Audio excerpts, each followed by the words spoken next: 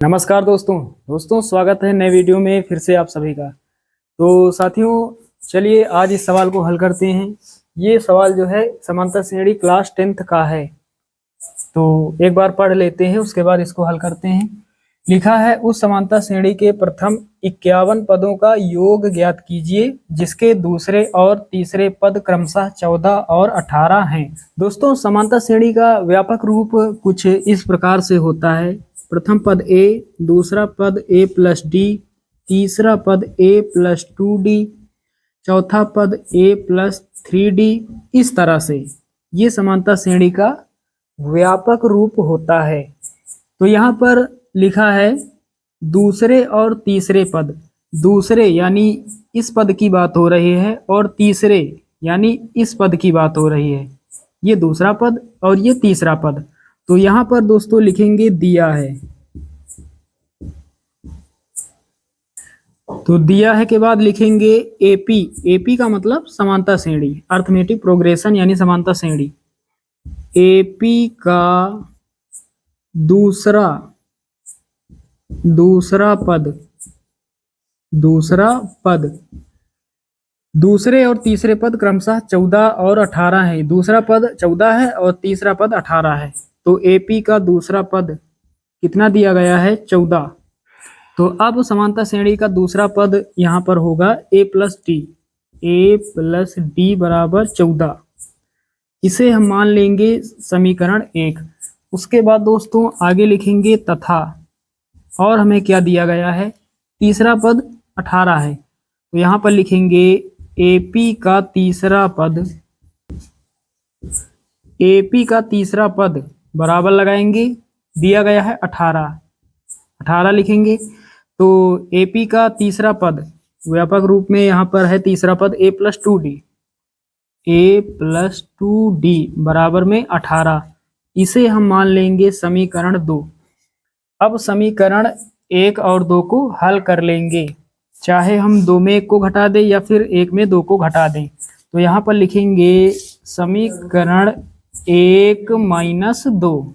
समीकरण 1 में 2 को घटाने पर, तो समीकरण 1 हमारे पास है ए प्लस डी बराबर 14 और घटाना है समीकरण 2 को। समीकरण 2 है ए प्लस 2d बराबर 18। चलिए घटा देते हैं।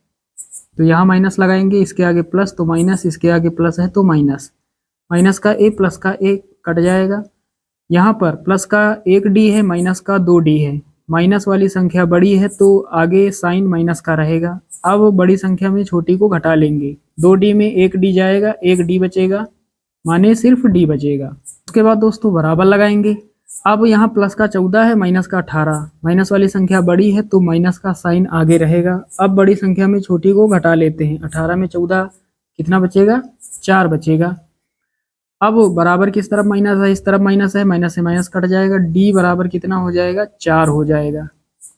अब हमें चाहिए प्रथम पद यानी a का मान। तो कहाँ से मिलेगा? d का मान समीकरण 1 या फिर 2 में रखेंगे, a का मान प्राप्त हो जाएगा। तो यहाँ पर लिखेंगे d का मान समीकरण 1 में रखने पर।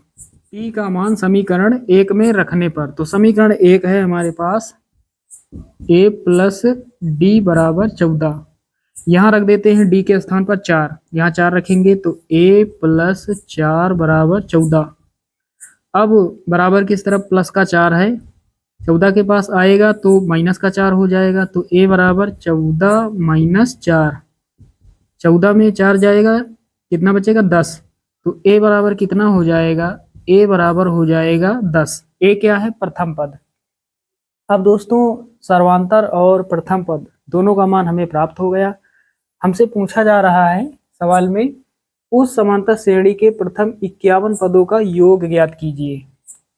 तो यहाँ पर हमें बताना है 51 पदों का योग। संख्या बता दी गई है 51 पदों का योग, यानी पद हमें लेने हैं 51। तो n बराबर 51 और s 51 का मान हमसे पूछा जा रहा है। s का प्रयोग करते हैं योगफल के लिए, और यहाँ पर जो लिखा जाता है, जैसे यहाँ पर हम लिख दे n, तो इसका मतलब हो गया n पदों का योगफल। एस का मतलब योगफल के लिए, और यहाँ पर संख्या बताई जाती है कि कितनी संख्याएं हमें लेनी है। तो यहाँ n है तो n पदों का योगफल, यदि यहाँ पर हम लिख दे 2 तो 2 पदों का योगफल। तो यहाँ पर 51 है, 51 पदों का योगफल हमसे पूछा जा रहा है। S 51 बराबर क्वेश्चन मार्क। अब दोस्तों n पदों के योगफल का सूत्र होता है एस n बराबर n/2 और ब्रैकेट में 2a plus n-1 into D. यहाँ रख देते हैं। n का मान 51 है बटे में 2 और बड़ा ब्रैकेट 2 लिखेंगे गुणा a का मान कितना है 10 लिखेंगे प्लस n-1 है, n का मान 51, 51 में 1 घटाएंगे 50 लिखेंगे गुणा में d है, d का मान कितना, कॉमन डिफरेंस सर्वांतर है 4, d का मान 4।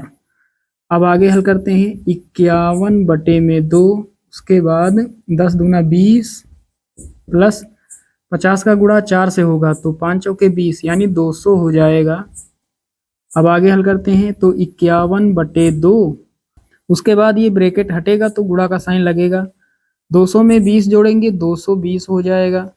अब दोस्तों बटे में 2 है तो 220 को 2 से भाग देंगे तो 220 का आधा कितना हो जाएगा, 2 1 के 2 और 2 1 के 2, 2 1 के 2 और ये 0, 220 का आधा 110। तो हमारे पास कितना बचा, नीचे का एक छोड़ दिया जाता है, तो हमारे पास बचा 51 गुणा में 110। अब गुणा कर देते हैं तो 51 का गुणा 0 से होगा 0 हो जाएगा, 51 का गुणा 1 से होगा 51 इक्के 51 का 1 हासिल 5, फिर 51 इक्के 51 और 5 56। तो कितना हो जाएगा, तो साथियों दी गई एपी के 51 पदों का योगफल कितना होगा 5610, और यही हमारा फाइनल आंसर हो जाएगा। तो साथियों उम्मीद करता हूँ कि ये सवाल आप सभी लोग समझ गए होंगे।